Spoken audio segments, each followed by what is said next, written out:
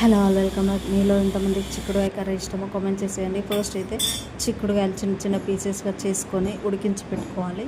ఆ తర్వాతకి టొమాటోస్ నీట్గా వాష్ చేసుకొని చాప్ చేసుకొని పెట్టుకోవాలి. అండ్ కరివేపాకు అండ్ పచ్చిమిర్చి కూడా. ఆఫ్టర్ దట్ స్టవ్ ఆన్ చేసి బాండి పెట్టుకొని అందులో ఆయిల్ వేసి జీలకర్ర ఆవాలు వేసి అందులో పచ్చిమిర్చి కరివేపాకు యాడ్ చేసుకొని ఒక 5 మినిట్స్ లో ఫ్లేమ్లో ఉంచాలి.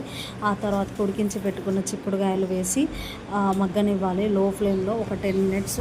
ఆఫ్టర్ దట్ కొంచెం ఒక చిటికెడు పసుపు అండ్ అల్లం కూడా యాడ్ చేసేసుకొని ఒక 5 మినిట్స్ ఉంచాక తగినంత కారం వేసుకోండి. మీకు టేస్ట్కి సరిపడా కారం వేసేసుకొని అది చాలా నూనెలో మగ్గినాక ఆ తర్వాతకి వాటర్ వేసేసుకోండి, లేదంటే స్కిప్ చేయండి. నేనైతే ఫ్రై లాగా చేశానండి.